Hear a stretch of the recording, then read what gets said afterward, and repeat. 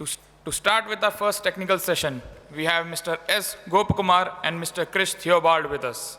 Our first speaker, Mr. S. Gopakumar, is an electrical engineer, managing director of Cape Electric. He has more than 28 years of experience in electrical safety. Mr. Krish Theobald is also the speaker of this session. He has a great expertise in UK's national wiring regulations. He is the technical director at Protego Plus Electrotech Private Limited. He is a currently member of the Institute of Engineering and Technology, UK. Mr. Krish has appeared in several podcasts and shows in the UK, including Hit the Lights podcast and FX Live. He is passionate about promoting a culture of electrical safety in India.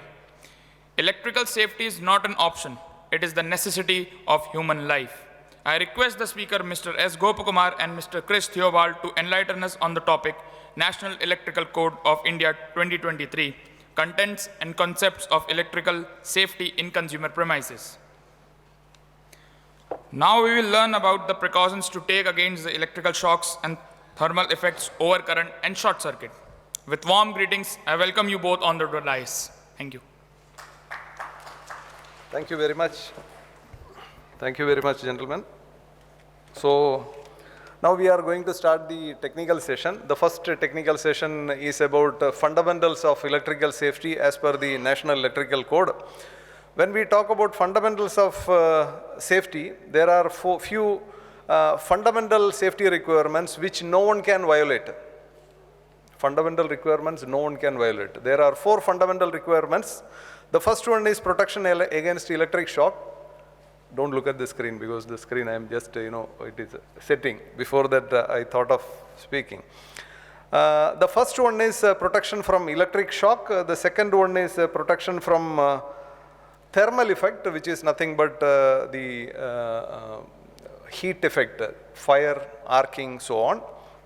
The third one is protection from overcurrent, and the fourth one is protection from over voltage. These are the 4 fundamental requirements. Now, if we look at the protection from over voltage, example, there are different kind of over voltages applicable in the in an electrical installation, starting with over voltage due to, for example, high voltage.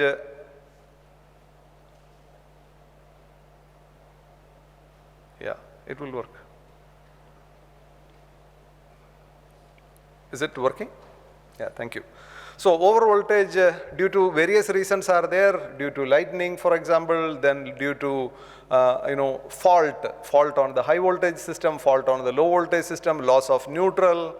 So like that, so many fundamental requirements are there. First, we are going to talk about the fundamental electrical safety requirements.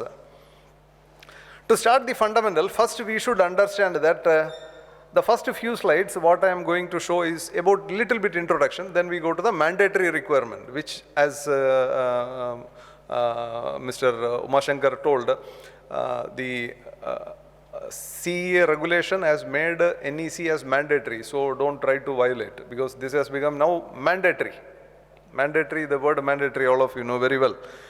The fundamental concept with respect to electrical system, there are 2 types of electrical system for the consumer premise.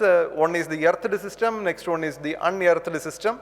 Earthed system is for places where the continuity of supply is not very important. The safety measure to be implemented is called as protective equipotential bonding and automatic disconnection of supply. I go into it in detail later.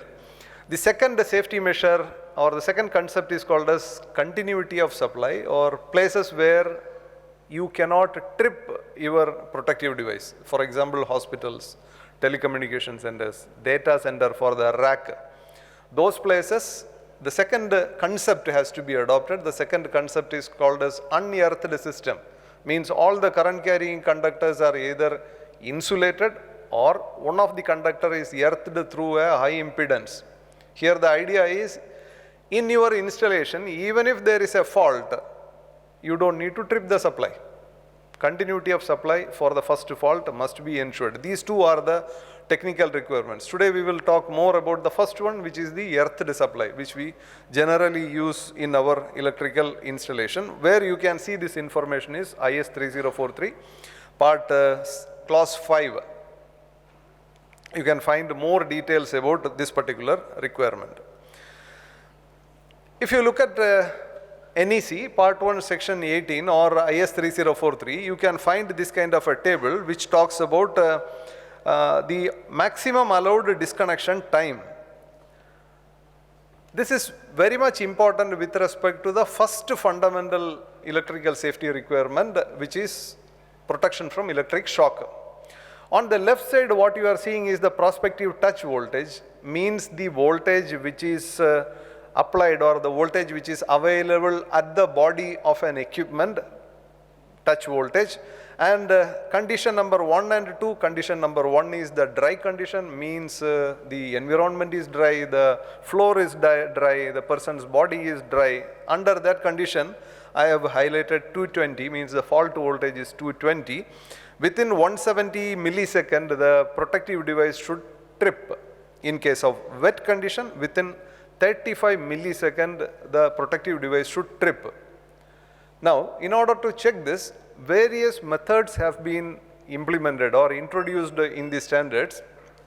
Now, you know there is a meter available. You connect the meter, you check whether the impedance is correct in the circuit and your protective device is able to trip. All these things are there. So, the first measure about shock, let us start. I am sure all of you know this particular graph, the amount of current through the body and the duration of that current flow, which is going to create probably a shock or a tinkling effect or whatever. According to me, this graph is not very much required for an electrical engineer.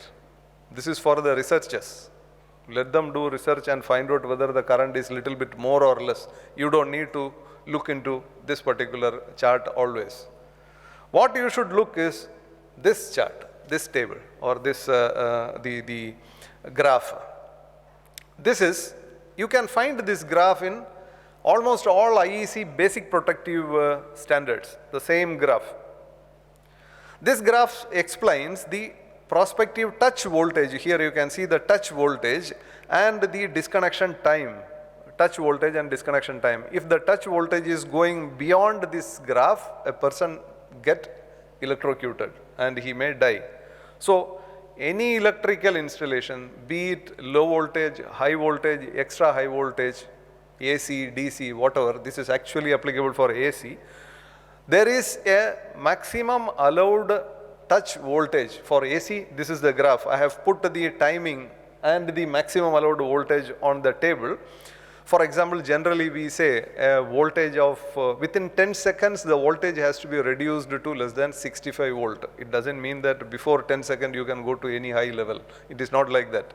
So, this is the first electrical safety measure. Any electrical installation, the shock voltage must be reduced to a level lesser than this. Now, to achieve that, we have safety measures called as basic and fault protective measures. Basic protection, earlier we used to call this as protection against direct contact, and now we call as basic protection. In the new standards, upcoming standards, more than direct contact you will see basic protection, and for indirect contact the new name which is followed internationally is fault protection. Earlier we called direct protection and indirect protection, whereas our protection against direct contact and indirect contact, now we call as basic protection and fault protection. Now, with respect to basic protection, there are several basic protective measures such as insulation of live parts, barriers or enclosures, obstacles, placing out of reach. These are the 4 recognized basic protective measures. Now, basic protection is not always enough. In a good installation where you have basic protective measures, due to a fault, a person may get electrocuted. In order to avoid fault protection, the fault protective measures are also required. For example, automatic disconnection, extra low voltage, separation, double insulation. These are the fault protective measure. Now you also should look at this right side. There is two lines: skilled person, instructed person, normal person, skilled person, instructed person. These protective measures shall be applied in locations appropriate to the person who is available on that location. For example, the protective measure called say obstacle, you cannot make it in a place where normal people are standing. This is only for places where skilled people are there or instructed people are there. So like that, these protective measures shall be applied based on the location. You cannot apply one protective measure everywhere. Depends on the location, depends on the application, we have to select. Now, over and above basic and fault protective measure, we have to have enhanced additional protective measures which sometime offers basic and fault protection. You can find these information in part 1, chapter 10 or section 10 of National Electrical Code, part 1, section 10. Now if you read part 1, section 10, you may not be able to see this kind of a table.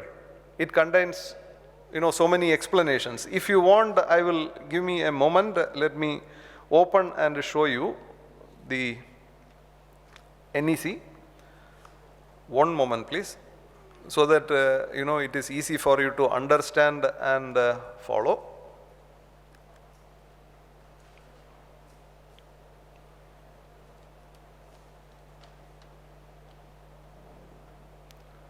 Sorry, in between.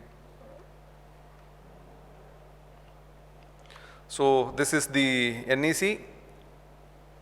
I am taking the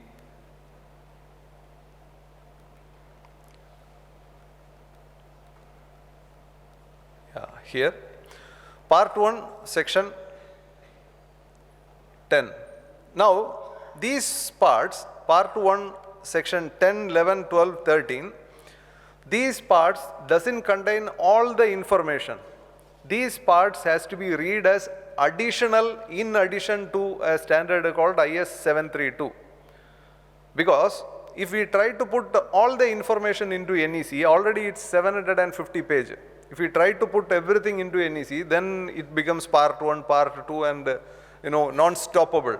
So you can see here, this session of code of part 1 section 10 deals with the protection against electric shock as applied to electrical installation. It is based on 4.2 of IS 732, means the clause 4.2 of IS 732 is applicable. Now if you read this clause, then you will understand that whatever written in part 1 section 10 is in addition to 4.2 of IS 732. Very important. What I mean to say is, don't follow what is written only in NEC. You have to also follow it carefully. So you have to follow IS 732 and in addition you should do NEC. Now these are the protective measures, basic and fault protective measures.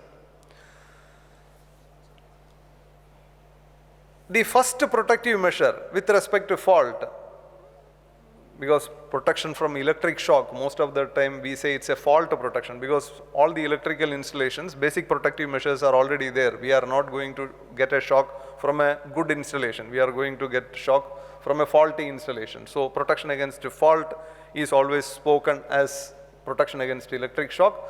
The first protective measure,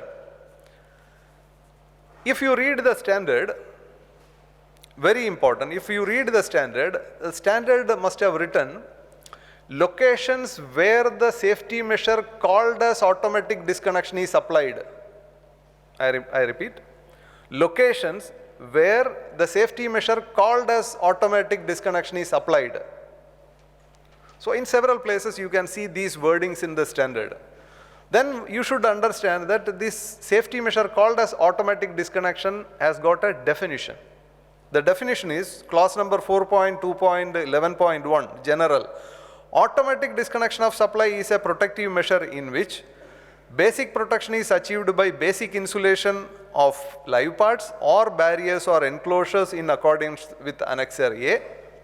That means a place where automatic disconnection is applied means basic insulation and enclosures, that means barriers and keeping out of reach is not applied. Only basic insulation and enclosures are applied, and fault protection is provided by protective equipotential bonding and automatic disconnection in case of a fault in accordance with these clauses. It will be a little bit difficult to read and understand what is written in the standard. You should understand that one safety measure, if we try to write everywhere in the standard, only the book is going to be big. For example, clause number 4.2.11.3, it explains a particular safety measure. Now, under this clause, if you wanted to have fault protection, then you should also refer, you should make protective equipotential bonding as per clause 4.2.11.3 or 11.6. This is how it is. I hope this is clear. If you have doubt, I repeat again, in the standard, sometime it is mentioned that in locations where the protective measure called as automatic disconnection is applied. So then you should think that automatic disconnection means there are two things inside: basic protection, fault protection. Fault protection is achieved by protective equipotential bonding and automatic disconnection of supply. Just to explain you, actually not for engineers, this is for non-engineers to understand what exactly we are talking. This picture shows an installation without any fault protection. There is no basic protection. There is no basic protection means a live part can be accessible. As a result, people may get electrocuted. In the second case, an example of using enclosure, as a result, the fault protection is achieved.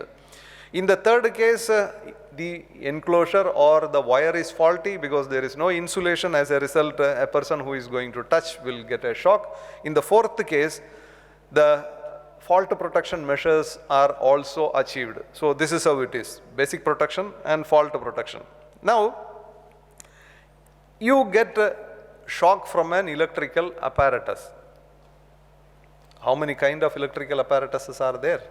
Will we get shock from all electrical apparatus? No.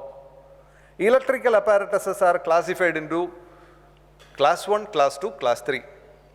Out of this, for example, the first one, class 1. Class 1 is an electrical apparatus or electrical device in which whenever there is an insulation failure inside, the body of that part, the body of that apparatus is now energized. As a result, if somebody touches, he gets a shock. So only class 1 devices are capable of producing a shock hazard. What the manufacturer should do? And these parts which are capable of producing a shock, these are called as exposed conductive parts. The manufacturer of that particular equipment, his equipment should have a terminal, earth terminal, which we can say color yellow and green, or symbol 5019 or this kind of symbol. And the manufacturer should connect all the exposed conductive parts of his equipment to the earth terminal of that equipment. This is a requirement which is applicable for every class 1 equipment. Imagine a motor. The casing of the motor is connected to its earth terminal. Very simple to understand. If you have a panel board, body of the panel board is connected to the earth busbar of that panel board. This is the responsibility of the manufacturer of that electrical apparatus, and he has to do that. He has to have proper marking for that particular terminal.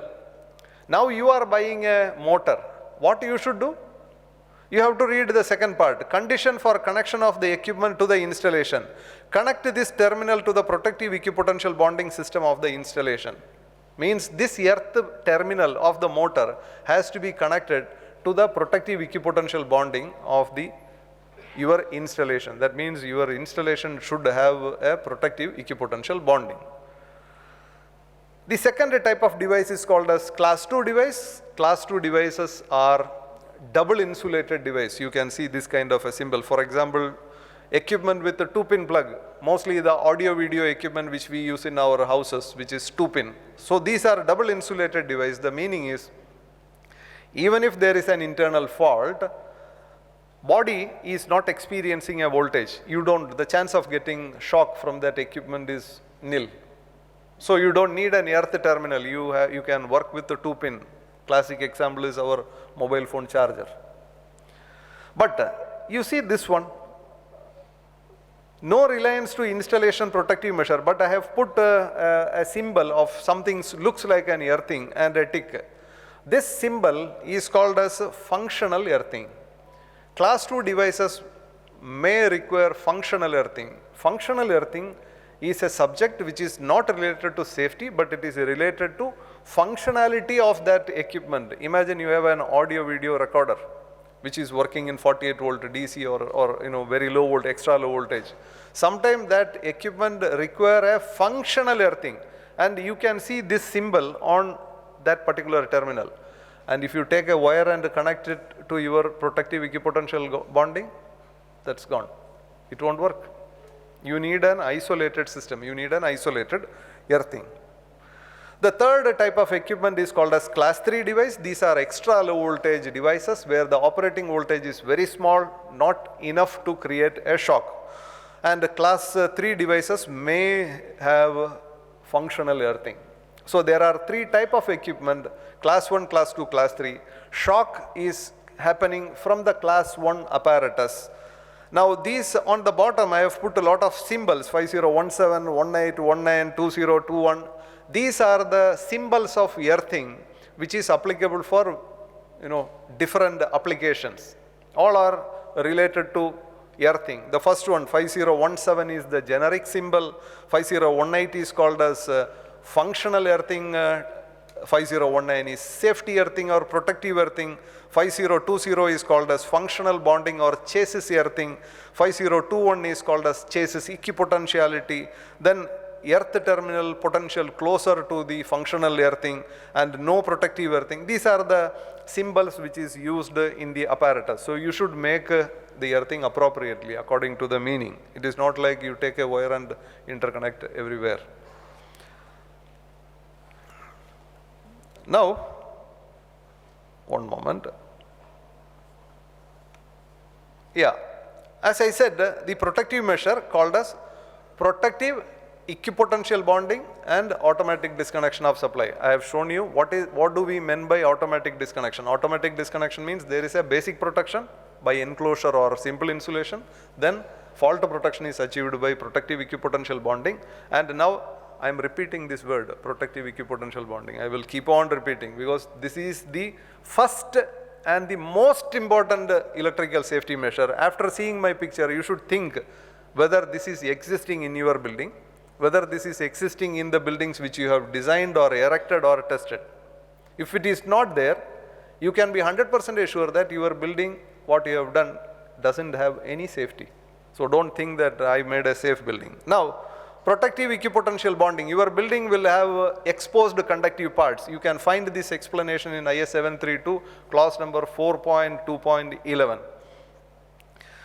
So you will have example, I have put sub panels, then some kind of motor. These are technically called as exposed conductive parts. Your building also have got extraneous conductive parts such as building steel or metal pipe, firefighting pipe, and so on. Your job as the designer or the contractor or the verifier is to find out you have an MET.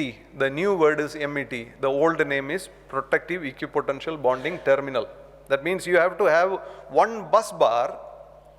Now, all your exposed conductive parts must be connected to MET. All exposed conductive parts must be connected to MET. This is called as protective earthing, and this conductor is called as protective earthing conductor. Sometime from the last distribution board to the socket, these wires are also called as CPC, circuit protective conductor. Basically, this is called as protective earthing conductor. Now you have extraneous conductive parts such as metal frame of your building, metal pipe of your building, maybe sewage pipe, I don't know how many type of things, air conditioner, duct and all. So these must be connected to MET independently. Independently means under any condition this connection shall not go, you should not disconnect. In future somebody making a maintenance and he shall not disconnect under any condition. This is called as protective bonding, and the wire which is used for protective bonding is called as protective bonding conductor. Then if you have a TN system, electrical systems are classified into TN, TT, IT, we will come to it in the afternoon. If you have a TN system, the MET is connected to the neutral of the transformer or the DG. If you have a TT system, the MET is connected to an earth electrode in soil. TT is applicable for low voltage electrical distribution sometime.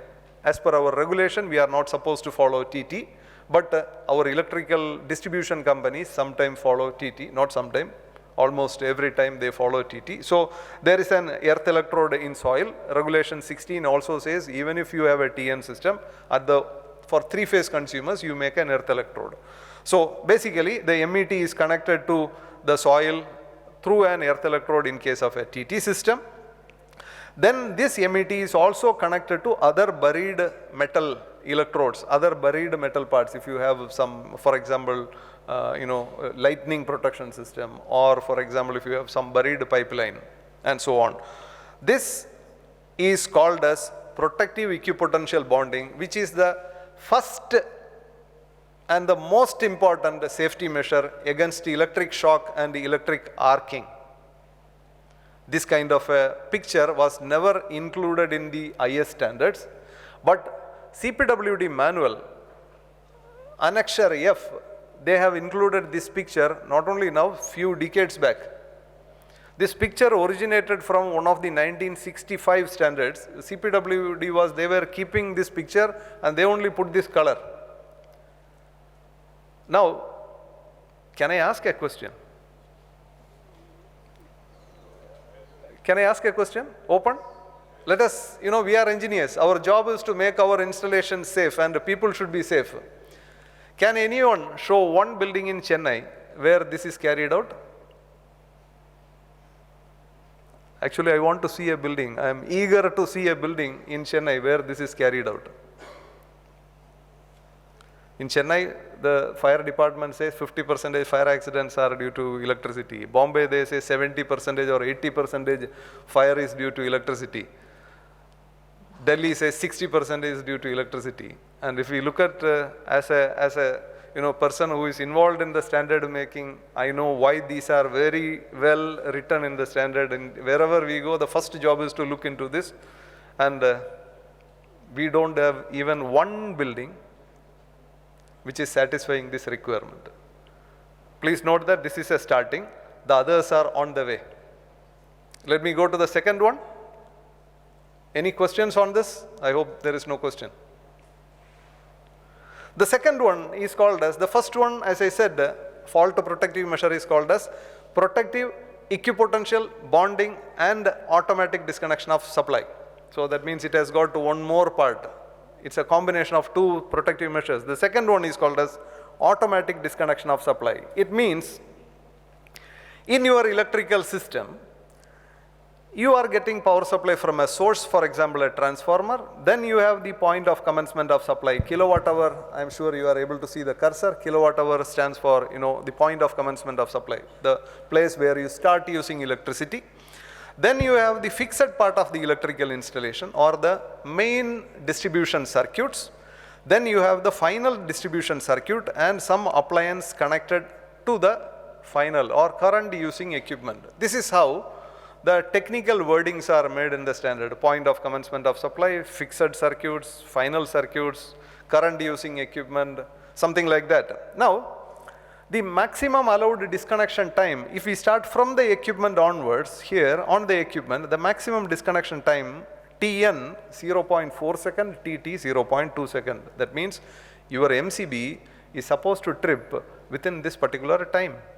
Tn 0.4 second, Tt 0.2 second. If you cross this time, even though you have a protective equipotential bonding, you get a shock.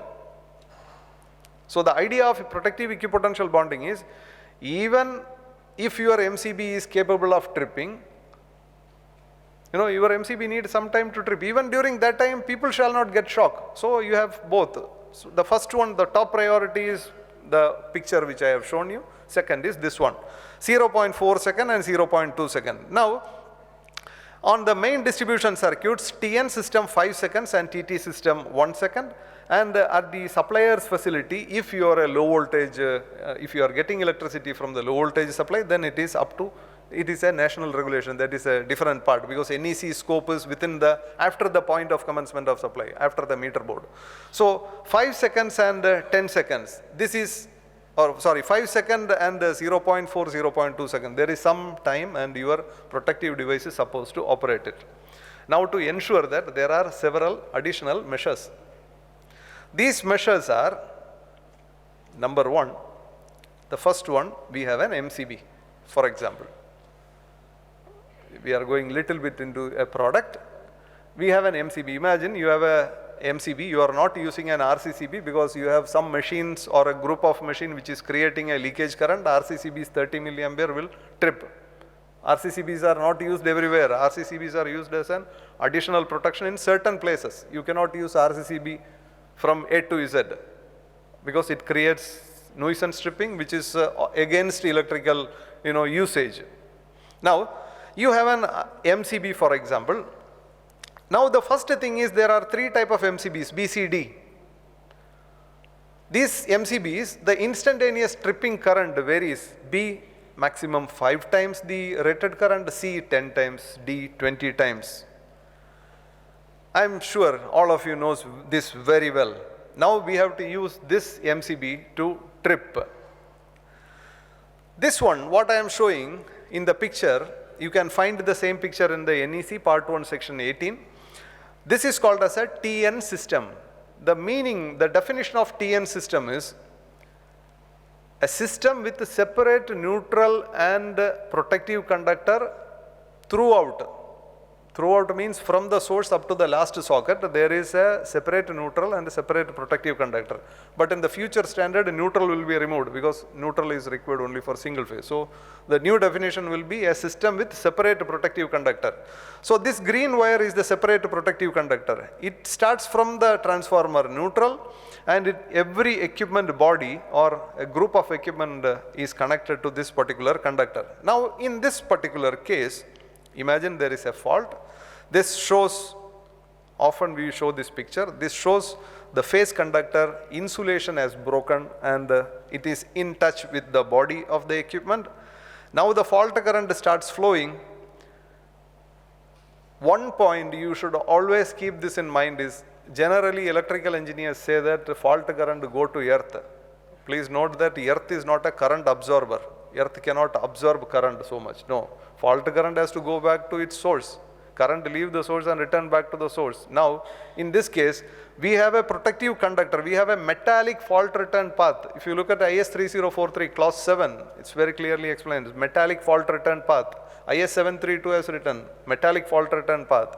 Now in the new NEC, we have made some simple pictures with some simple explanations, which is much more easy to understand. Now, the fault current is flowing through this particular closed loop. This loop is having certain impedance. Now you need a certain amount of current. Let's say you have a 63 amps MCB, and the MCB is, you have to trip the MCB in 0.3 second or 0.2 second, 200 millisecond. Then the MCB require, C-type MCB require 10 times current, means 630 amps current is required, and that current is flowing through this loop, and now the impedance of the loop decide the amount of fault current. This calculations, fault loop impedance and disconnection time is explained. For example, the word fault loop is explained in 33 places in IS 3043 and about 60 places in IS 732. The importance of calculating fault loop impedance, the importance of testing fault loop impedance, the importance of maintaining fault loop impedance. It is not in one place. It is in IS 3043, 33 places. Nowadays, a lot of, because of the, since I'm a member in the BIS, a lot of technical queries come to BIS and it is always sometime routed to me. I am seeing a lot of tenders, public, private, almost all tenders, if you start reading the earthing, the bill of material or the specification, it starts with my earthing has to be as per British, American, Indian, global, all list of standards are there. But I have not even seen one tender specification where this is mentioned. And everywhere the tender specification always say 1 ohm earth electrode. 1 ohm earth electrode. From where this has come? Nowhere in IS 3043 for a low voltage application this is written. Nowhere. IS 3043, nowhere it's written. Sorry, I am stressing it again and again because this is one of the most important points. We have an earthing session in the afternoon. Now we are talking about shock protection, but finally you have to understand and do it. Now, this one is very important. In TN system, we are supposed to disconnect the MCB and the fault loop impedance is very important. Please read the standard and understand it and do it. Now we have another kind of system which is called as a TT. In case of a fault, the fault current will flow through the earth electrode, through the soil, and it returns back to the source.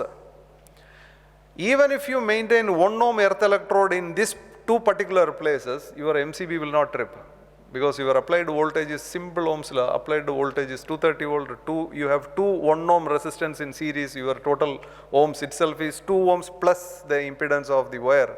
So 230 divided by 2 ohm, only that much current is going to flow. Earth electrode, 1 ohm resistance and 50 kiloampere fault current withstand. Everybody go to CPRI and go with a test certificate. My metal piece can withstand 50 kiloampere. Actually, there is no logic behind it.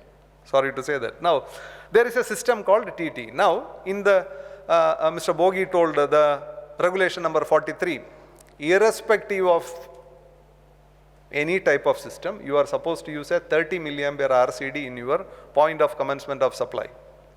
The new regulation 43, earlier it was 42, now it is not 43, sorry, 44. 42 was RCD or ELCB, now it is 44. It says 30 milliampere RCD is required in every electrical installation. There is a second para for this, this regulation. It says if you go for a TN system, RCD is not required. So RCD is required indirectly for TT system. Now, RCDs, there are few type of RCDs. I would like to invite Mr. Krish to explain you the type of RCDs and its application.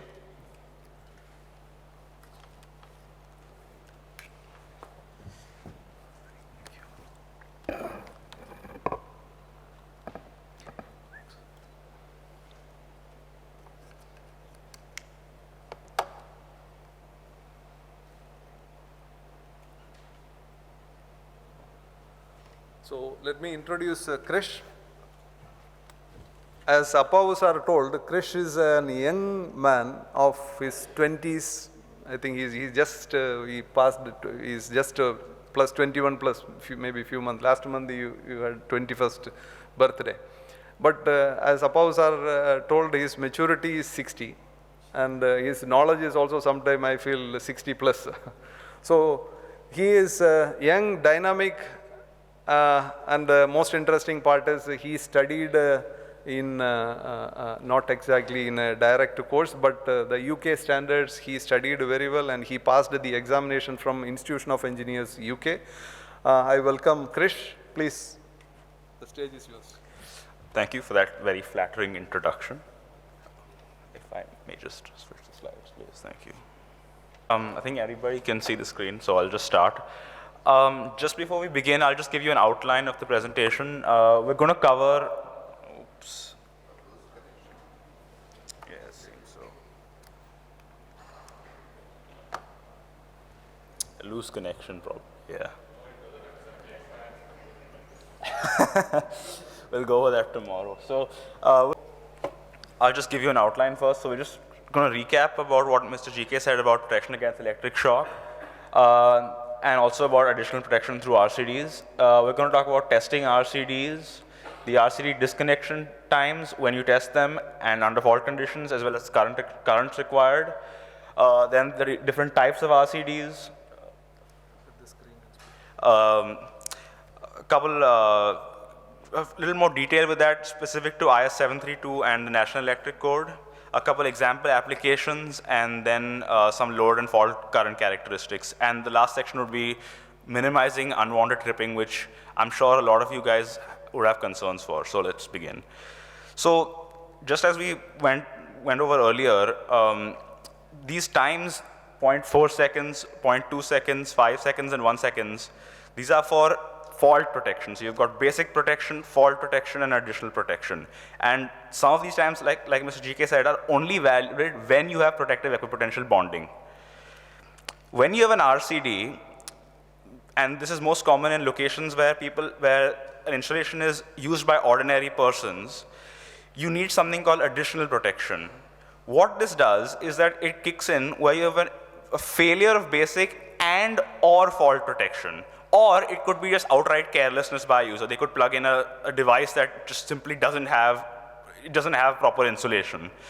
And the idea is that you'd use a device that has a rated residual operating current. The current on the RCD or the RCCB, the ELCB, it says 30 milliamps. So anything less than 30 milliamps or 30 milliamps is fine. But one very important thing to remember is this is only for a dry, clothed human with no cut or open skins. If there are other considerations like a swimming pool, a special location, there are different considerations. And this will protect against direct and indirect contact. So if you can see the diagram there, you have somebody touching there's the direct contact and there's indirect contact. They're touching the live conductor or they're touching a metal part, exposed conductive parts that have become live as a result of a fault. So generally when you test RCDs, and I'm sure Sonal's instruments do this, you have to test them at the rated residual operating current, which is I delta N, and 5 times I delta N. And you have to do this at the positive and negative half cycle. So when the sine wave goes up, you have to do it there, and when it goes down. So that's a total of 4 tests. And the trip times should be lesser than or equal to 300 milliseconds for I delta N, and lesser than or equal to 40 milliseconds for 5 times I delta N. Now why these times, and why 30 milliamps? So although this is not really useful for someone who's an electrical engineer, I'll just give you a little bit of context. If you see the red dotted line and the red line, we're in AC2, that is 300 milliseconds and 30 milliamps. And AC2 is, the shock is perceptible, but there's no muscle reaction. Oh, the cursor right, yeah, that'd be nice, thank you. Perfect.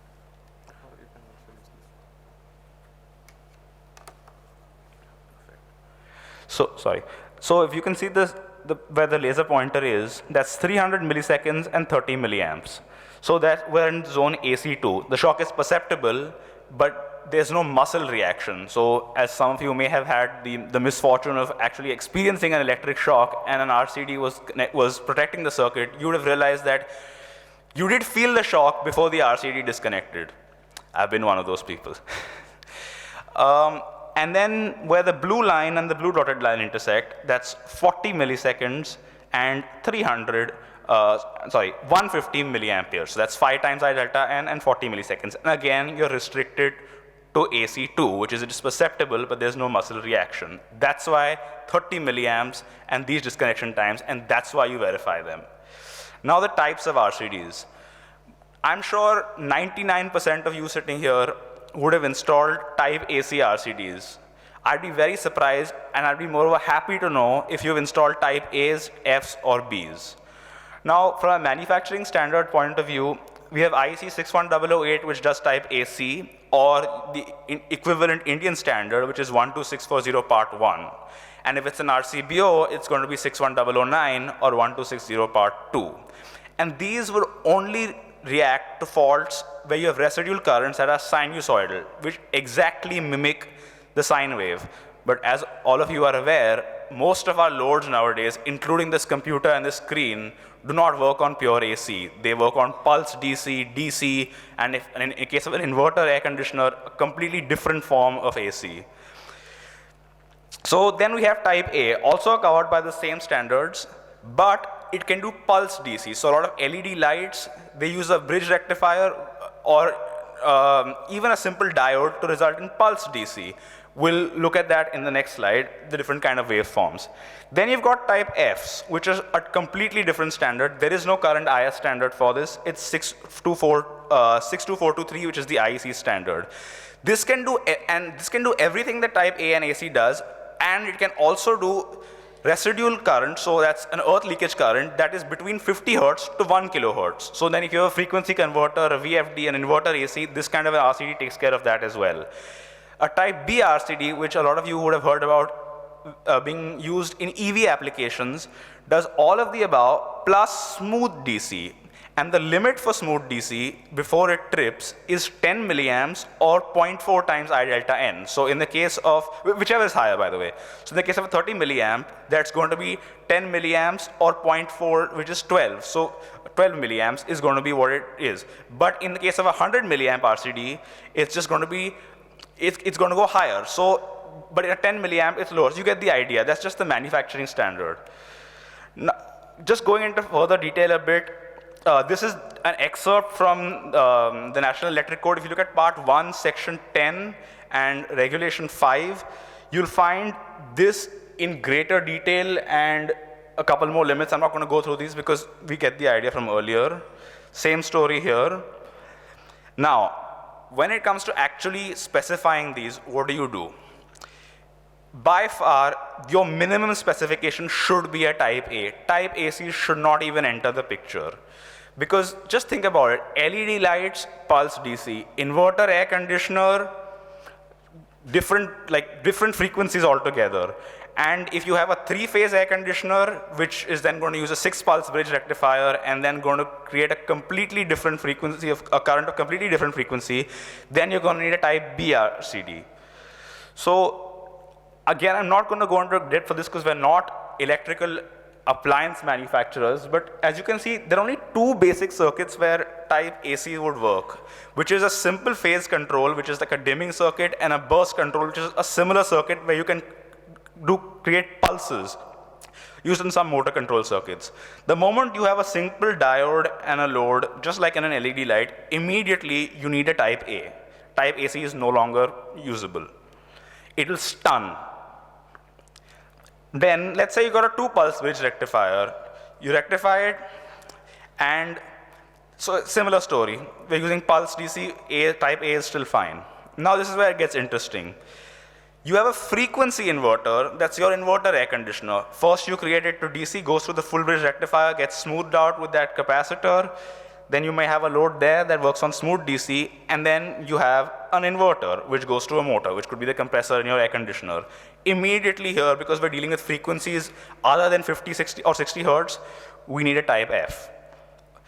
Then when you go into smoothing or just smooth DC without an isolation transformer, the waveform looks almost pretty smooth. So again, a type F is not going to work here. You need a type B. Going further, as the inverter circuits get more and more complicated, type B is going to be what you need. And what's beyond the scope of this presentation is pure DC, and that's a completely different type of RCD. It's not even called an RCD. And the last thing is number 13, which is a simple 3-phase frequency inverter, and that, so you have a 6-pulse bridge rectifier, converts it into DC, smooths it, and then you have an inverter. That is basically any large inverter air conditioner circuit, that's what it's going to be like. You need a type B, if an RCD is required as per 732. Now, unwanted tripping is a big issue. So I'll give you a classic example. I was designing this site in Mumbai, and they had about 11 VRV air conditioners. And when I went to meet the air conditioner manufacturer, what they told me was, RCD, RCCB or AC साथ में नहीं जाता है. For those of you that don't speak Hindi, that means RCDs and air conditioners don't go together. But that's not exactly true. What they were referring to was the fact that because of poor installation methods, which I'm going to get into my presentation tomorrow, there was a lot of leakage current that was being created. So given that you have a perfectly well-installed system, you need to ensure that your RCDs are not leaking less than 30% of their rated are not leaking more than 30% of the rated residual operating current. So for a 30 milliamp RCD, that is 9 milliamps. Now you might say in a perfect installation, why would you have leakage at all? The truth is, most electronic circuits have something called filtering. There's a great article on this, I can share it with you guys later on. But as a result of normal operation, electronic devices will result in a certain leakage to earth. And that is what an RCD picks up as an imbalance, because we know the RCD works on a residual current principle. One of the easiest solutions for this, and which is what's been adopted abroad, is that they just use RCBOs for final circuit. So every final circuit, a socket circuit, a lighting circuit, has got a 30 milliamp RCBO, and the overcurrent device characteristics are just as per 732, 4.2, as Mr. Gopakumar said. And it's also quite important that you can't use a type B RCD just for an EV charger, and then an upstream RCD, which is an RCD closer to the meter, cannot be a type AC or a type A. This is because that RCD will not be able to react to the leakage current created by the load requiring a type B RCD. So when you're designing an electrical installation, selectivity and specifically breakers that go upstream and downstream, they make a big difference. Lastly, I just got this Venn diagram here. See, most electrical installations in India are cheap and usable. They work until they don't, and they're really low cost. That's where most electrical installations in India are. Safe and cheap installations exist, but most of the times they're not practical. Like imagine if I take 130 milliamp type B RCD and put it on this entire center. Great, it's going to work, it's safe, it'll trip. But what's going to happen is, the moment you have an earth fault, the 30 milliamp is going to exceed and the entire building will lose power. It's difficult to use and it doesn't work. Lastly, you've got safe and usable, and that's where we need to be. And if you see in the middle, safe, usable, and cheap is not really possible. I'll just end with a quote by a friend of mine, Dex Whitmore. He's credited to Sir James Reason. It says, if you think safety is expensive, just try an accident. Thank you.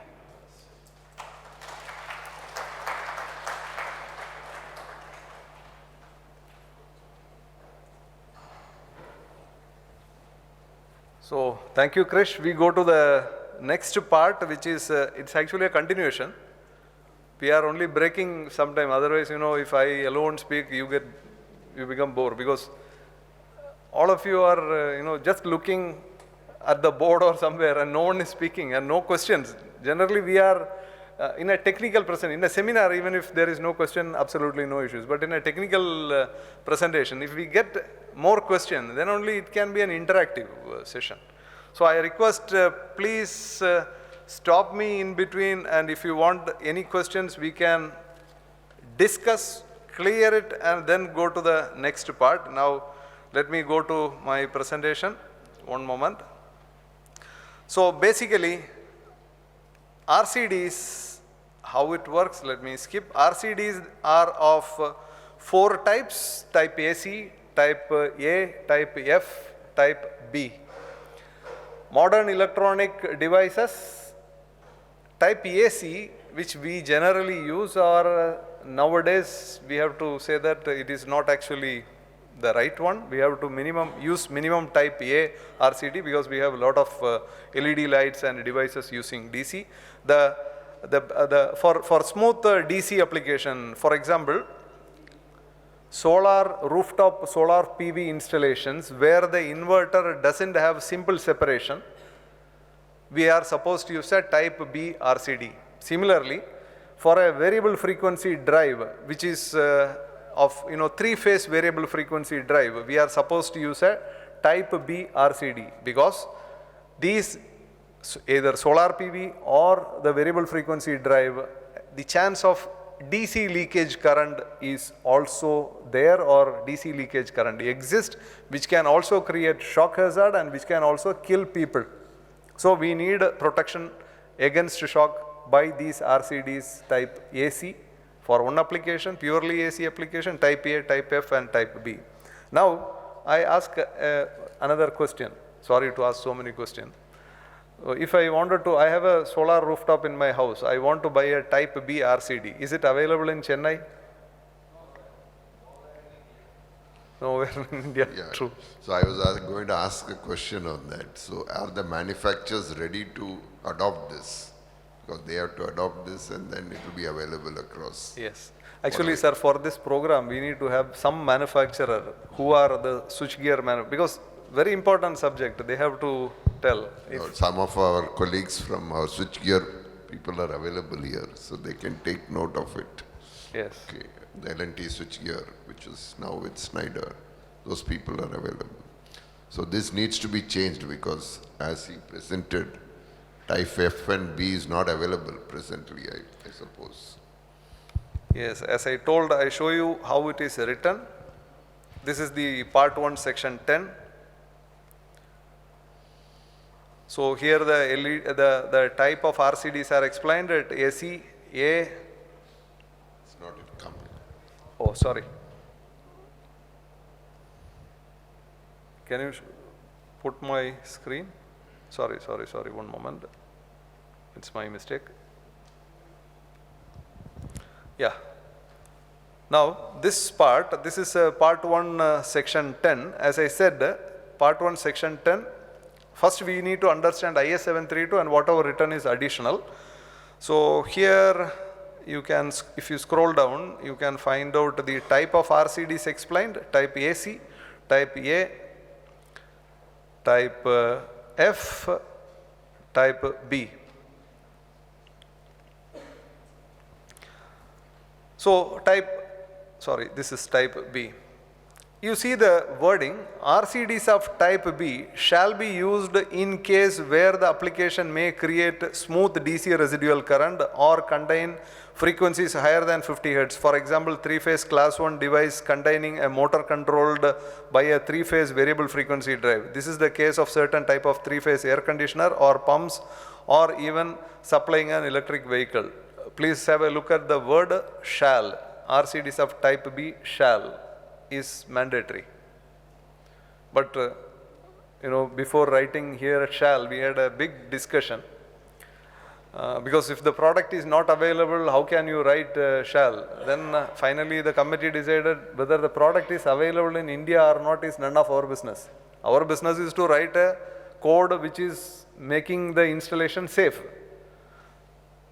Whether to supply or not is none of our business. So it is the suppliers and between the supplier and the user. Now if you cannot make it, you go for a proper TN system. If you go for a TN system, you don't need it. Very simple. So, yeah, one more question I had. What about the 12 pulse? I think he showed it for the 6 pulse. yeah, 12 pulse, anything else? I think it's type B. Type B. Type B. F.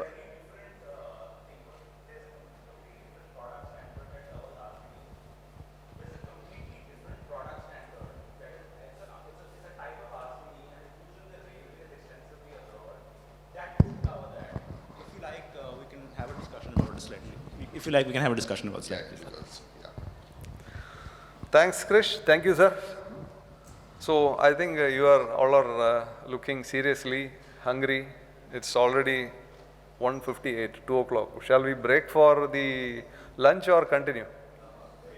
Because after my first question, can you show a building with the protective equipotential bonding? Then I could see a lot of angry faces on me. I wanted to go for lunch at that time. Please. No, we are all trying to do good things for the country, so I think it's good. So let us break for the lunch and shall we? Okay, let us break for the lunch and join back at the earliest because we have a lot of things to discuss. Actually, we are already half an hour or 1 hour late. Let us come back quickly. Then we will start with the second session, thermal effect. Thank you. All of you know the difficulty in opening the eyes, keeping the eyes open after lunch. And that itself a good lunch. Ear is open. But that's not enough. On the slide, some pictures are also there.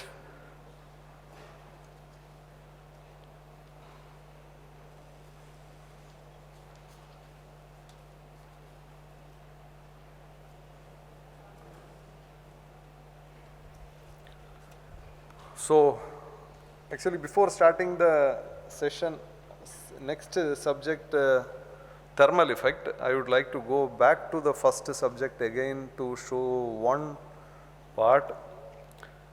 Please don't think that by making protective equipotential bonding, that's all about shock protection. No, shock protection, there are so many measures.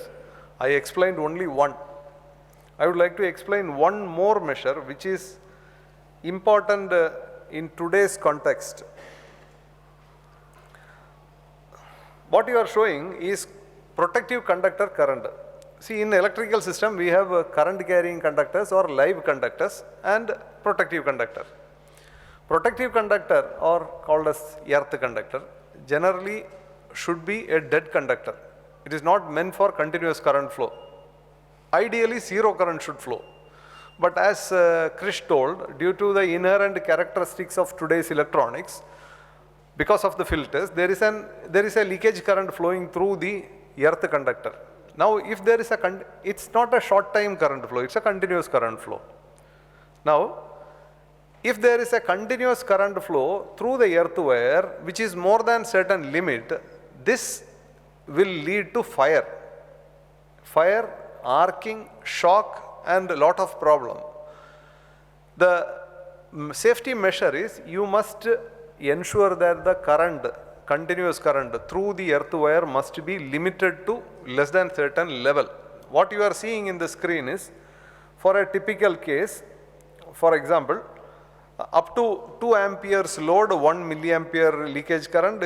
For anything more than 20 amps, the line current is more than 20 amps, the maximum allowed leakage current is 10 milliampere. So this is actually a very important safety measure against shock. As I said, on the list has several measures. One is protective equipotential bonding, automatic disconnection. Next, one of the safety measure is this. Why I show this is, if you look at the IE rule since 1956, IE rule after it has become the CEA regulation 2010, there is a regulation which says at the point of commencement of supply, once in 5 years, we are supposed to, not we, the energy supplier is supposed to measure the continuity resistance, the insulation resistance test, and the minimum insulation resistance is 1 mega ohm. Once in 5 years, we are supposed to do it. From 1956, it is still there. Even 1956, even before that, there is a 1937 rule. So even in the 1937 rule, the values were different, because 1937 rule, the term voltage was not existing at that time. Instead of voltage, it was called as pressure. Voltage was once upon a time called as pressure. So the insulation resistance maximum allowed, minimum insulation resistance should be 1 mega ohm in a low voltage installation. If you maintain that insulation resistance, this leakage current, it's an indication that the installation is free from leakages. Now, some of the modern equipment such as UPS, variable frequency drives and all, they have a leakage current more than this level. If the leakage current is more than this level, we may have to put additional safety measures. Reinforced protective conductor. Sometimes the protective conductor is having a higher size, maybe one more terminal. To stress this point, there is one more subject. Nowadays, especially electronic engineers, instrumentation engineers, normally they have some kind of noises and related problems. One of the solution which people think that there is a gadget available in India which is called as digital earthing system. It looks like a black box, and the vendor says if you buy this product and install this, all your problems are gone. So even in our India's some of the prestigious government organizations for instrumentation system, these devices are installed. Once when we measure the current, instead of 10 milliampere, the current is sometimes 99 amps. So it's a violation of safety. So please keep this in mind. So like this, there are several measures. If we keep on explaining, it is a big subject. Now regarding thermal. As I said, for the shock protection, there are two concepts, whether you can trip the supply or you need the continuity of supply. Similarly, with respect to thermal effect, this one gives the fundamental idea. You can see on the x-axis, you can see the time, and here on the y-axis, you can see watts. This power watts is nothing but the heat produced because of a fault, or because of, say for example, due to the device operation, some heat is produced, but due to some abnormal condition, additional heat is produced, for example, which is coming onto the surface of this particular equipment. So surface is becoming hot, and that particular heat, finally we have to find out how much wattage of heat is there, or leakage, or due to fault how much heat is generated. Now if the equivalent heat produced is lesser than 15 watts for a longer duration, the heat cannot produce fire. If the heat is between 15 watts to 100 watts, ignition under some chances, ignition is possible if under some conditions. If the heat is more than 100 watts, then gone. So it's a sure shot fire. Now, under some, if some ignitable things are there, yeah, on the location or on the surface of the equipment, then it catches fire. Now similarly, with respect to the maximum power dissipated because of the heat, whatever the maximum power, let's say 1 kilowatt or 2 kilowatt, if the heat produced is limited to less than 15 watts in 3 seconds, then the chance of fire do not exist. If the heat produced is limited to less than 100 watts in 5 seconds, then the chance of heat is only under some condition. If it goes to the red level, more than 100 watts, more than 5 seconds, then the heat is sure. Based on this concept, electrical power sources are defined. Power source in the sense, imagine you have an air conditioner which is catching fire and it started burning. From where the power is coming? Power is coming from the source. It is the source which is feeding further energy to heat up the equipment. So if the power from the source is limited to less than this level, then the chance of fire is less. It's one of the idea which has gone into making the standard. So this level, for example, is maximum limited to 4 kilowatt. And the power supply source PS1, PS2, PS3 are classified, and based on this is one of the criteria for selecting the wiring condition, the wiring rule, especially conduit wiring. We have the MCB-DB, finally we have the light fitting fan, the rating of the MCB, and the distance of these the wires, and finally the connected equipment for domestic and office use, not for industrial purpose. So with this concept, further the fire things are defined. I just show it only to give an information to you. One of the concept idea which also has to be explored in India, probably in the next national building code, is building classification with respect to evacuation. What the IEC says is, with respect to electrical, buildings are classified into 4 categories, BD1 to BD4, with respect to evacuation, because during the evacuation, electrical safety services should work so that the people can be evacuated. So there is a time specified by the national regulator or by the national standards body. With respect to electrical, there are 4 categories, BD1 to BD4. Now if you look at the standard has written IS 732, authorities responsible for building construction, public gathering, fire prevention, etc. may specify which BD condition is applicable. Who has to specify this is the local government. For example, in Chennai, the municipality or whatever, they have to specify the building of this much height and this much size and this many people has to be categorized as BD3 or BD4. That is the responsibility of the municipality. Now, what the electrical safety standard gives is, for example, in condition BD2, BD3, BD4, wiring system shall not encroach on escape route unless the wiring within the wiring system is provided with a sheath or enclosures provided by cable management system itself or by other means. So basically on the escape route, the additional safety measures required on the escape route or for the fire safety services are specified in the standard. It is not only one method, several methods are there. Where you can find this information is IS 732 clause 4.3. If you want to see the clause, I will show you. Just a moment, please.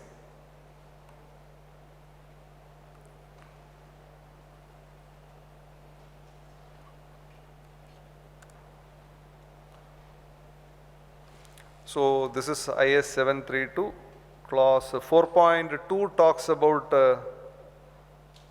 the protection from electric shock.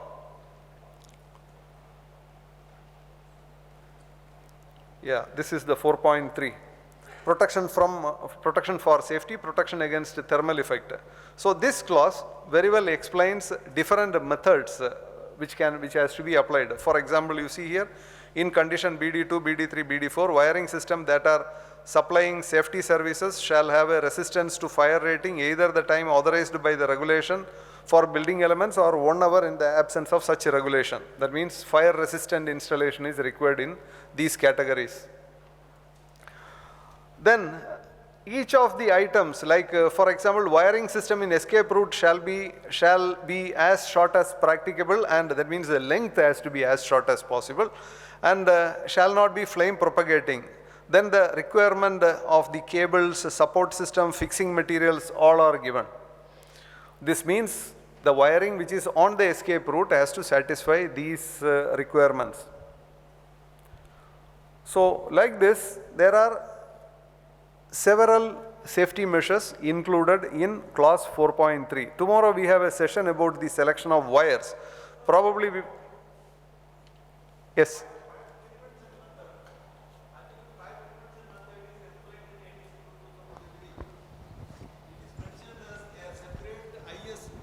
ISIEC code is that is 61936, it is Yes. available.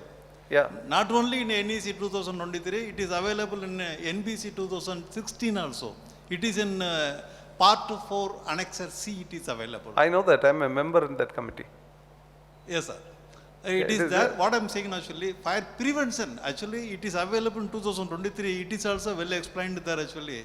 See, there are 3 things. One is actually, fire should not spread from one compartment to another compartment. I am What coming are to the that sealants? point. I only started now. Started, okay? Yeah. Oh, please. I am Okay. coming to that point. Right. Tomorrow we have a separate session on wiring, fire compartmentization, then fire sealants and so on. What I am saying is, building is classified into various, Okay. based on the first is classification. Okay. Then based on the classification, you find out what kind of measures are required for your building. First you classify, my building is BD4, it's a high-rise building, 10 floors, hospital. So first is BD4. Then you find out from this particular standard, you find out the requirements of the, it is not only about fire detector or fire sealant or something like that. It starts from the source. You have to have a source which is capable of running even under fire. Yes. It is about the light fitting, finally this also should work. Yes, So if we look at the entire scenario from the source, from the wiring, from the through the distribution board up to the last light or whatever, fan or the smoke extractor or whatever, everything should work. So those are there actually, very well included in the standard. Yes, sir. Actually, in the standard, no, they have explained complete building also. What are the building types, what are the fire prevention method we need to install, especially actually prevent the fire from one compartment to another compartment, then how to protect the emergency escape route, then the functioning of important electrical system during fire emergency, it is also available. Yeah, what we tried doing is, for example, in one area, which is part 1 section 17, I'll show you where this is connected. See, NBC has classified building into something. Like it is available in IS 2190, Yeah. different types of buildings. So, The different types of fire resistant material, no, it is fire reactant material, it is available we are in not, EN. we are not talking about all those things. That Yeah, is none of electrical engineer's job. Electrical engineer's job is you select the wire which is tested as per the standard and use it as per the standard. That's it. Sir, one more thing I'm telling you Yeah. actually, any building, even if you install electrical installation, 4 shafts are unavoidable. You know, this electrical shaft, plumbing shaft, then bus duct shaft, then another pipeline shaft actually. In the shaft actually, if any fire happening in one floor, the fire should not spread to another floor, for which you need to give a sealant. So it is also coming under electrical only. After doing your bus duct installation, running main installation, the fire sealant is required. It is also there. Yeah. Can I think we are- repeat? Yeah, 1 minute. Can I repeat what is written in the or followed internationally? In the, yes, NEC Now- 2023, they have allocated, actually ISS adopted on IEC standard, it is IEC 61936, it is mentioned in 2023 NEC. Correct. Under this, all these informations are coming. You tell actually. No, but because I it is didn't understand in the IS question. 732 only you tell actually. It is not in IS 732. It is different IS code. It is available. So one second, sorry to intervene. What you say is 100% right, we agree. See, IS 61936, it's not in 2023. It is amended in 2021. And NEC 2000. Not NEC. IS 732 have come into effect in 2019 itself. The purpose of we engineers should refurbish ourselves with reference to the parent standards, which it is derived. So IS 732 2019, the particular part with regard to IS 61936, Correct. part 1, Yes, 2021, yes, it is. will become wide. We have to refer that standard. In my deliberation, I will Yes. explain. Another thing, regarding fire stop, it is detailed in regulation 36. Now, I think the regulation number is Yes, changing. yes. Regulation CD 36 it is, correct. See, there are several measures have been incorporated, especially under the head multi-storage buildings. Yes. So let us allow him to Okay. finish it. Okay, Then okay. subsequent sessions, Right. I will explain IS 693, over voltage, everything. Okay. Then regulation is already there. Right. Sorry right. to disturb. Okay, it's all right. Please continue. Can I continue? Yes. Yeah, thank you. Sir, what we are discussing about is the thermal effect. It is not only about fire, because before fire, the material starts heating due to some reason.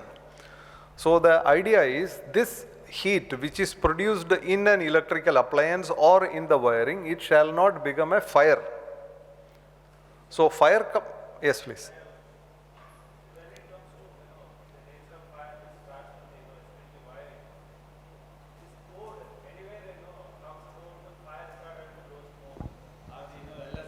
Requirement. Is it made mandatory or it is still an option of the consumers to choose? If you give time, I will explain. It is there. Yeah, sure, you can make a note of it and answer later also. No, one thing, I think he's covering all those things in the subsequent things. Yes, all Okay. these are there. in Yeah, the now what subsequent he's slide. trying to explain here is thermal effect. Are we doing a study for thermal effect and implementing the wiring or whatever protective devices to take care of that from fire to come at all first? If you Yes. solve that, the fire, okay, if at all beyond this it comes, there are various methods as that gentleman said. You see, Sealant, everything is the next level of passive protection. So I Yeah. think some of the questions you're asking is coming subsequently, the answers Yeah. are coming subsequently.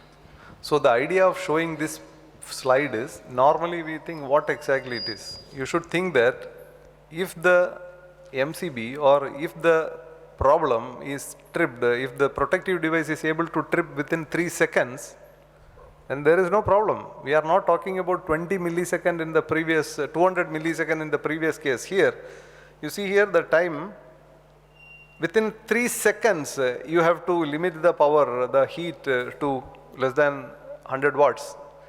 If the MCB is capable of tripping within 3 seconds, still we are safe. A fire from an air conditioner means the MCB didn't trip even for 3 seconds. So this is the first measure. The protective device should trip within certain time, not after some time. Now, if the MCB is able to trip within that time, you have no chance of fire. That should be the way. It's a preventive measure. It is not a good idea to not to have these preventive measures and look at all the fire protective measures. That is not the right idea. First is all these preventive measures should be there. Next is, even if after all these safety measures, if a fire comes in a building, then we have to have all the protective measures. Now, mounting. There are some appliances which is arcs or sparks may be emitted in normal services. There are some appliances which creates arc internally. There are some appliances, for example, equipment causing high temperature. If during normal operation, if there are some equipment which is creating heat, you have to mount it in such a way that the heat is not, it is not creating trouble to the nearby equipment. So mounting instructions are there. Then for equipment, those who are creating arc, those requirements are also given.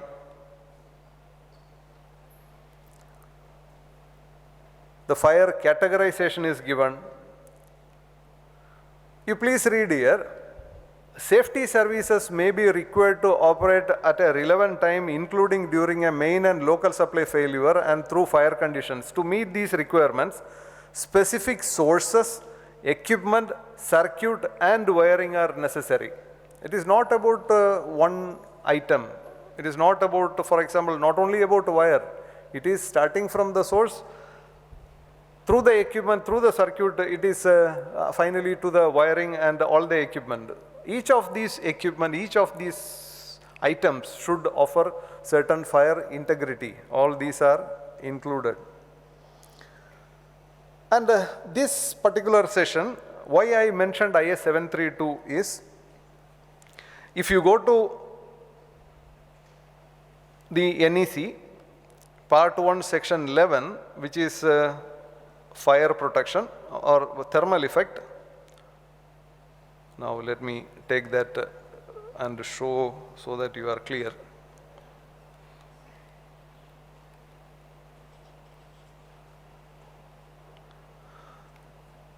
So this one is section 11, protection for safety, protection against thermal effect and protection against arcing.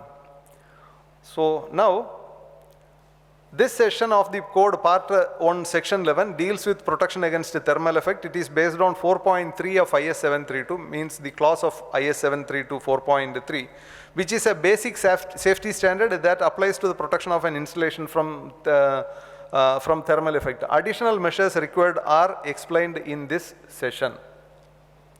So the basic fundamental things in IS 732 are you must follow, and whatever explained in NEC must be made additional. The point is, if you avoid what is written in IS 732 and follow only what is explained in the NEC, then it's a problem. So the idea is to inform you that this is how you should read.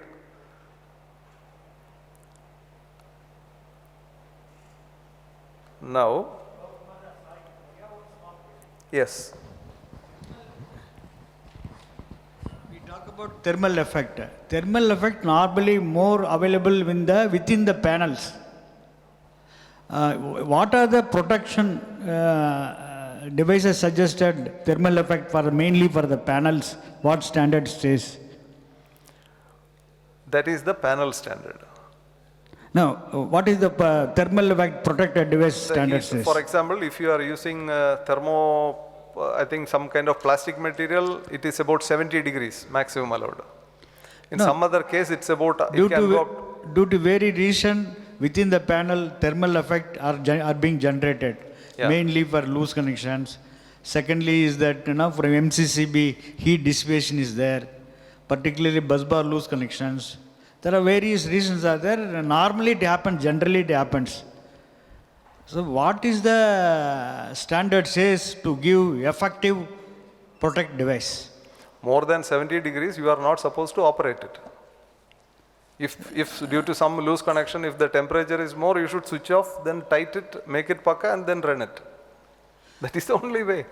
Sir, we will not have any protect device. Once it senses above 80 degrees centigrade, at 90 degrees centigrade, it can trip the incomer breaker or something like that. Is there any device? Is there any standard says? There are some devices. Because in day before yesterday, we had a program in Delhi. There was some sponsor who was showing, I think Schneider. They were showing some product which is like a PTC, which can be connected to the bus bar. Once when the temperature is beyond a certain limit, they are supposed to switch off. It is there. I don't know who has displayed. Only indications are there. No, you can do whatever you want. You get an indication. You can switch off or put it to the BMS or whatever.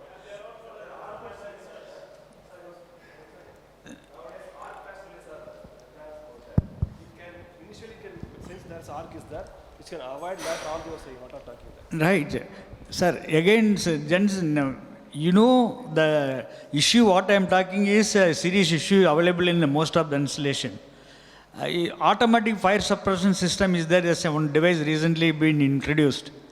Can it not be made it mandatory for all the panels, which can take care of this thermal effect on the panels? Sir, you can handle it in two ways. Is there government authorities, can it be made mandatory? Yeah. See, it's available in the NBC right now. You'll have to have that gas suppression for main panels and critical panels like lift and other things. Probably it's not extended to all the areas, but how probably we have to interpret is all the, like wherever he's saying fire safety areas, probably those sort of panels should have this compulsorily. I mean, that's how we should interpret the code. Probably some more clarity will come in the next NBC or... Sir, That's you what can... they're already insisting now on NBC. No, sir, please note that you can handle it in two ways. If you know that your panel is going to have high temperature, first is you know, then you rectify. If you don't want to rectify, then you put whatever the suppression system or something like that, they are going to... No, that's what he's explaining in two ways. One is this testing, whatever testing they're saying, making it mandatory every year. You can come to find out certain things like this and rectify. That is one way of doing. But the other way is, as NBC specifies this for main panels and other things, use gas suppression wherever this heat goes up. You have the suppression system working to protect the fire. But so these are the two ways. Suppression system is not a proactive measure. It's not a proactive measure. Suppression system knows, for example, I am putting suppression system in my panel. First, I am not confident about my panel. Am I correct? That's a point. So if I am not confident about my panel, then why do you buy my panel? You go to somebody who is making a good panel which is not producing heat. Simple. He's got a point there because all the panels... No, all the panels...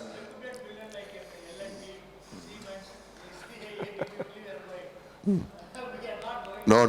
What is the thing is, there is a... One minute. No, we are not testing the temperature build-up in a panel in the factory or whatever it is. That is something, that's the point he's making. If your panel is rated for 70 degrees centigrade, it should not exceed. By using your panel design or the components you choose within the panel, it should not exceed. And that's how it is to be tested. Any other views? Yeah. Sir, can I? Yeah. Okay. Now, what I am showing in the... Oh, sorry, it is vibrating. What I am showing is the testings which are mandatory in a installation. For example, these are the tests. As I said, it is not introduced now. It is since 1989. Almost 33 years back it is included. Continuity resistance of conductors. Of course, this is not for the entire thing, but for the final circuits and protective conductors. Means, after installation, you have to find out the resistance of your wire including termination and find out whether it is lesser than the allowed limit or not. Then, for example, this automatic disconnection of supply, earlier it was fault loop impedance. If there is a heat is either undersized due to the undersizing of the conductor or bus bar or due to loose contact, major two reasons. Now, if there is a loose contact, with this test you are able to find out, and this test has to be, your system has to be put into service after making this test, and if you are not making the test, it is not the fault of the standard. But now we know that we didn't make the test and find out and rectify. We know that tomorrow this panel is going to catch fire. Now putting fire suppression, that is one way of thinking. The correct way of thinking is you do the test and find out and rectify. Actually, you are supposed to run the service after complete pass of this particular test. And if you do that, these problems can be solved. Not only this, lot of problems can be solved. We will cover it tomorrow actually.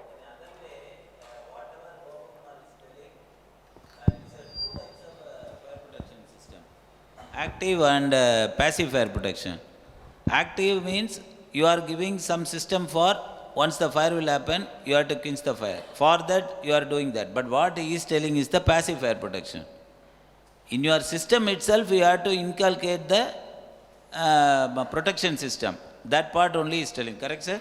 No, sir. I am telling that electrical system shall not produce more than certain temperature. The electrical system shall be designed, erected and tested in such a way that more than certain temperature under normal condition or under fault condition or under short circuit condition shall not happen. So the fire is after that, but before that itself you trip the system. Now,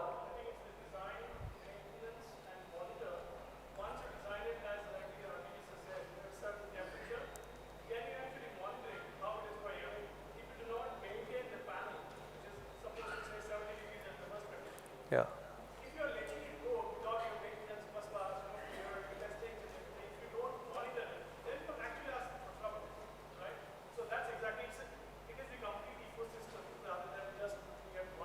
Yeah.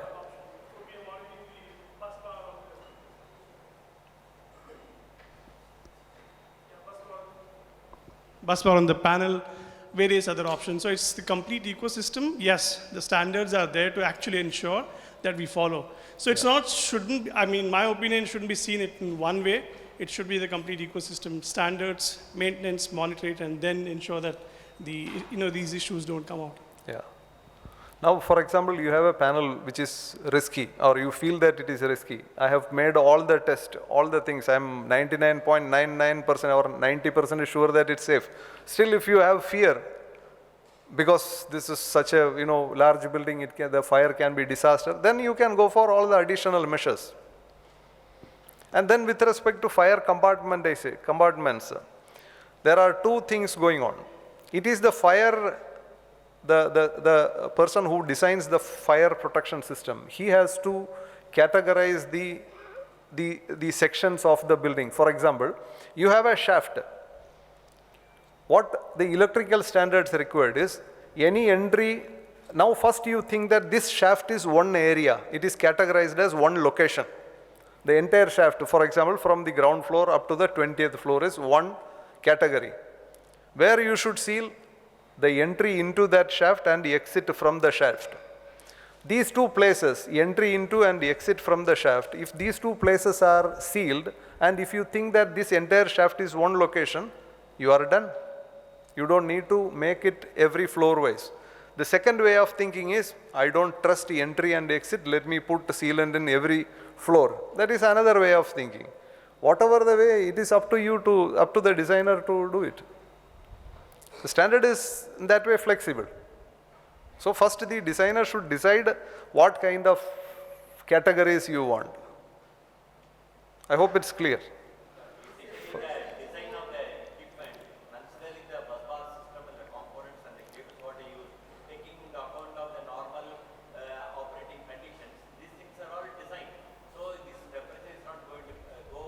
Beyond certain limit. Design is there, then where is the question of this? Unless there is, as you say, some faulty connections or loose bolts or something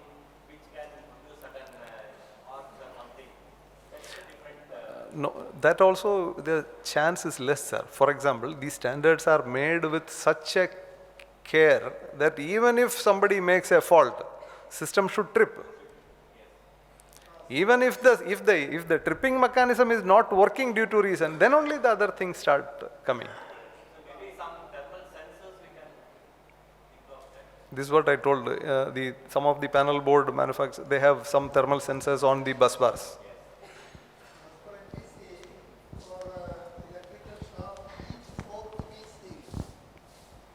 Yes.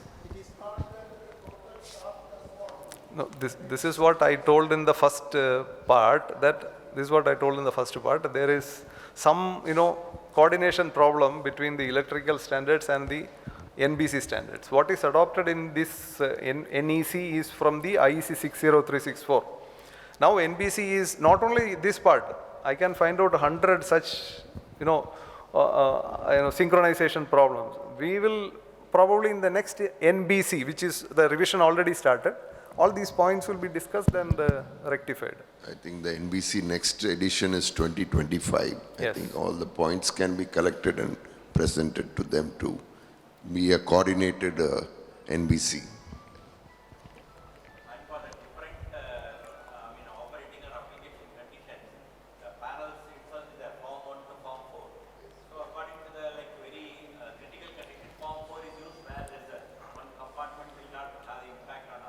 Yes.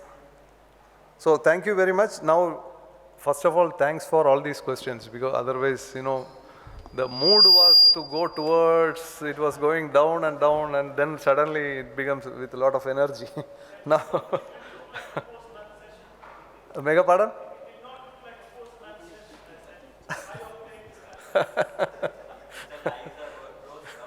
Yes, all eyes are open. I have something to discuss about the wiring system as well. This anyway, tomorrow we have a session on wiring system, we will cover that. Now, a new subject for fire protection, especially which is called as AFDD, Arc Flash Detection Device.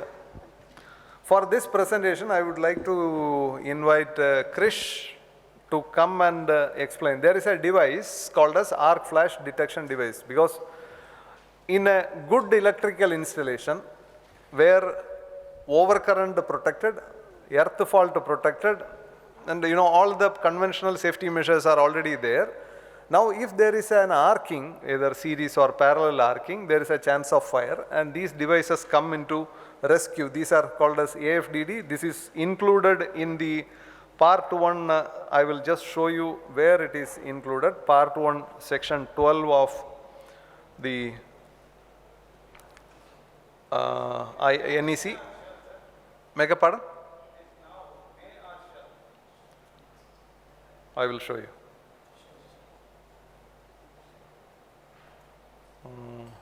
Where is it? Okay, now for shall. Arc flash detection device shall be provided for single phase AC system with an operating current, single phase up to 63 amps, this is not existing, but there is some reason to put it. In premises with sleeping accommodation, bedrooms and habitat. Now let me, Mr. Krish, you can explain about, you use the mouse. Hi everybody. From feedback I received earlier, I'm going to go slightly slower this time. So, yeah.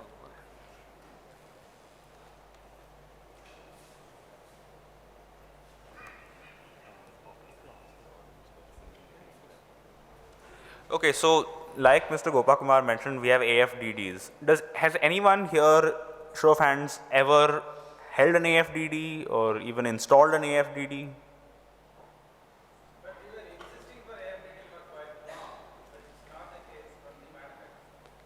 Okay, so you're saying you're unable to buy AFDDs. So, should it? Let's hold that thought. So, the format I'm going to do is frequently asked questions, because you get a lot of questions on AFDDs, so I thought I'll break it up into a couple questions that I get frequently asked, and also I've seen people ask in a public forum. So, the first thing is, what does an AFDD protect against? We all know it's an arc fault. So what causes an arc fault? What does an AFDD do? How does an AFDD work? What about my other protected devices? Basic protection, fault protection, additional protection, and what about those? What kind of AFDDs are available, like the gentleman mentioned? What does SP30, our National Electric Code, even say about AFDDs? And are there any other considerations? So, what does an AFDD protect against? Now, do you guys recognize that terminal block there? Have any of you guys used those terminal blocks before? Show of hands. Seen them? Yeah, okay, good amount of people have seen them. Do you actually know that those are meant for heating control panels and they're actually supposed to be inside enclosures? They're not supposed to be like that. But very often electricians in India will use those to extend wires. We'll get into that a little more tomorrow, but that's a very common reason for an arc. Say you make a bad connection there and then the current jumps. What happens when the current jumps is actually a vicious cycle. So there are two kinds of arcs. There's a series arc where you have current jumping between two parts of the same conductor, so a poor connection. So line goes to line ahead, not line to neutral. Or a parallel arc, which is usually caused by material damage between two conductors. So you have a live and neutral, and there's a small, let's say, a hit by a nail or something, but it's not enough to cause a short circuit, but the current jumps. So that's a parallel arc. And another interesting thing about AFDDs are, they're heavily based on electronics because the technology is dependent on monitoring waveforms.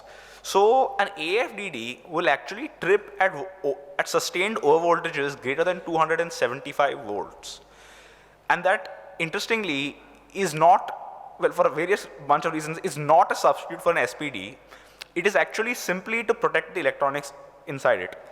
And the basic point that AFDDs were introduced for is arcs will eventually lead to fires, and which is why they're part of 60364-4-42 and section 4.3 of IS 732. So we'll just look at the image there. Say you got a damaged or loose cable. What happens? You get an electric arc. Now most of you guys, do you use PVC? Do you use XLP? So for PVC, how many of you guys use PVC as a default for all your specifications? PVC cabling. Nobody uses PVC anymore? Nowadays, PVC is, we've gone to the next levels, XLP. And so XLP. Yeah. So great.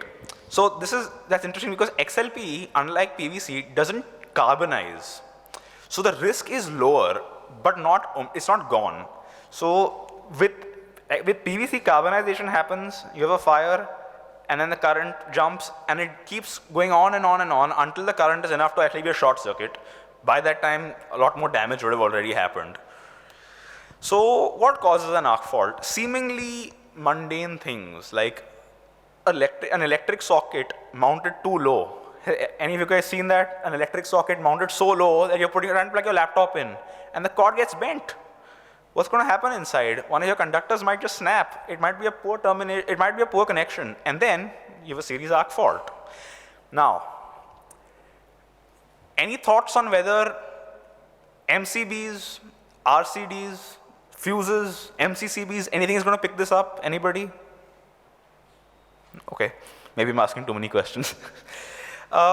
Similar thing, terminal block. You have a damaged conductor there. It's going to jump. You drill through a cable, but you don't damage the insulation enough for a sustained short circuit. That's going to result in an arc. You have a socket outlet with a poor connection. Now this is really interesting because Sonal mentioned loop impedance testing. So it's at my own office actually, where I bought a fridge and it kept behaving very funnily. So what I did is I retested the line to neutral loop impedance and I got 10 ohms. Now typically for that kind of circuit I was expecting something like 0.66 ohms. So 10 ohms was clearly indicating a bad contact. Now over time, if it was a bad contact, the current would jump depending on the nature of the contact, especially on non-ISI marked sockets and those multi-pin things that are extremely dangerous. I'm sure you've all seen those. Or just a simple loose connection like a gentleman was mentioning. that, loose connections do cause heating. And you're right, you should use a calibrated torque wrench. Or damage from external influences like rodents. They could just chew out your wire and again, you've got a series arc. Now, the standard for arc fault detection devices, there is an IS standard. Unfortunately, I don't believe any manufacturer has actually certified them for the IS standard. But if we compare the tripping curve, you can see a B, C, and D curve MCB versus how an arc fault detection device would trip. Obviously, the tripping characteristics is not current. It is just at this level of an arc, this is going to be the tripping time. Now, the observant lot of you might realize that if it's a series arc, there's no current that's going to be produced on its own. So this is actually a sort of a limitation of an AFDD, where if the load doesn't draw more than 2.5 amps, a series arc is not going to be detected by our AFDD. And we'll get to why slightly later. So the product standard goes into, so 2.5 amperes of RMS current would be detected as an arc as 1 second, and so on and so forth. And you can see it's a very different curve to an MCV. The entire mechanism is very different. So how does an AFDD work? This is where things get slightly interesting. Like I said, they're not dependent on current. They're dependent on the signature of an arc, which is the waveform, how long the arc lasts, and how irregular it is. In the sense is how different it is from your normal waveform. So now the interesting thing is there are actually two kinds of arcing. How many of you folks have installed a brushed motor? Brushed motor, anybody? No? But are you familiar with the idea of a brushed motor? Is you have brushes and that go against the commutator. It's not AC. So when you have a brushed motor, the current will jump, and that is called normal arcing. Or how many of you guys have gone to change the temperature, the rotating speed of the fan, and you hear a spark? That's again an arc. How many of you guys have tried balancing the switch? Do not do this. Between the on and off, that's an arc. Some of these are abnormal arcs, some of these are normal arcs. But what will differ is these three factors: the signature of the arc, the duration of the arc, and the irregularity of the arc. But now you might say that this is a developing technology. So, new technology, new products might come out that have different arc signatures. And very interestingly, some manufacturers of AFDDs have introduced AFDDs that can be updated via Bluetooth. This is an entirely different topic, but interestingly enough, this technology is future-proof, unlike our RCDs, where you need a completely new RCD. Now, what about the other protective measures? So this is a very good representation of the different kind of protective measures. Traditionally, we're looking at seeing basic protection, which is your insulation, barriers, placing out of reach, or enclosures. Some of these obviously only applicable for instructed or skilled people. Fault protection, so your either supplementary insulation, mostly it's going to be your overcurrent protection devices. And then, like I mentioned, you have additional protection, which is for your RCDs. Now, a lot of companies are calling AFDDs as the next-gen protective devices. Why?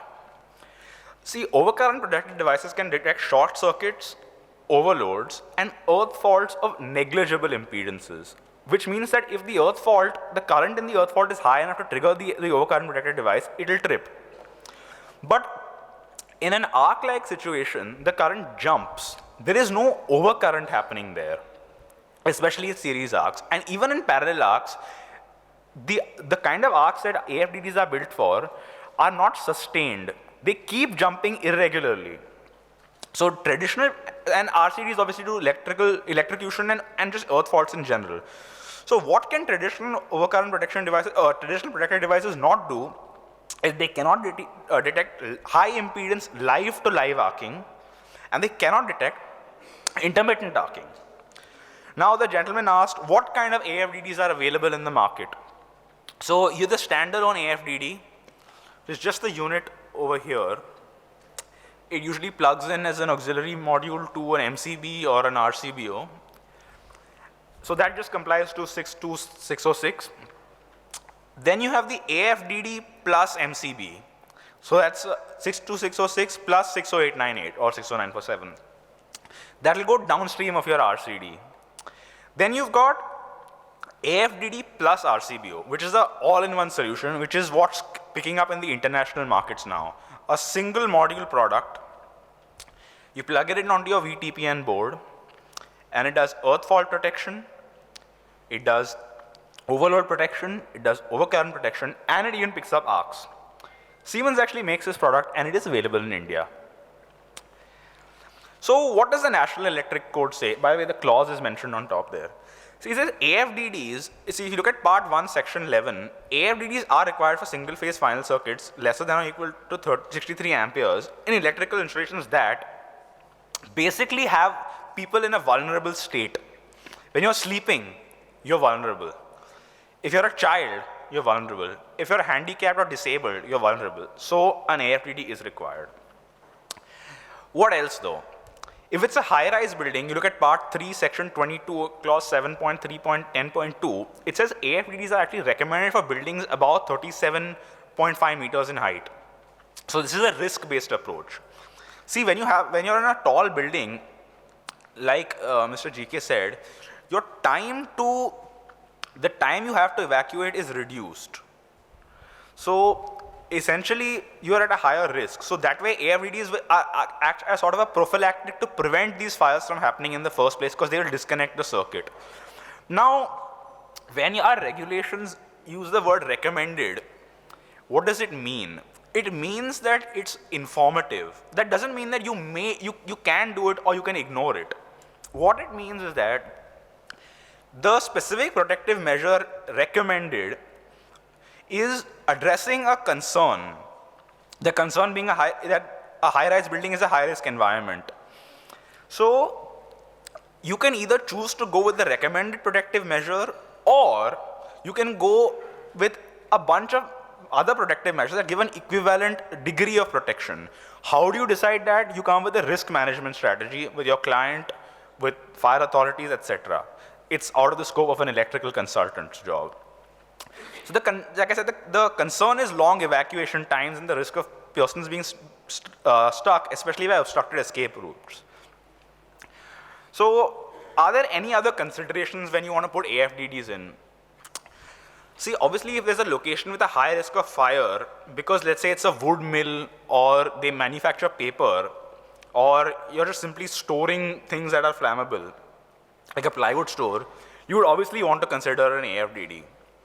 If a building is made out of combustible construction materials, say you're in a wooden cabin, again an AFDD is something you would definitely consider. In fact, I would say it shall be installed. If a structure is fire propagating, for example, it's a thatched structure, that the flame will naturally go up that and burn. So again, that has to be considered there. If you have irreplaceable goods, it's in a museum, a bank vault, or something of sentimental value, again, you should consider it. So obviously, this is a very small glimpse into what AFDDs are. You can read the Electrical Installation Wiki. It's a wonderful website. They go into detail on AFDDs. BIMA also has a great guide on AFDDs. ABB as well has produced a very good technical guide going into the tripping curves, kind of arcs, stuff like that. And Eaton as well has a really good guide to AFDDs. So I hope you found this interesting, and yeah, thank you.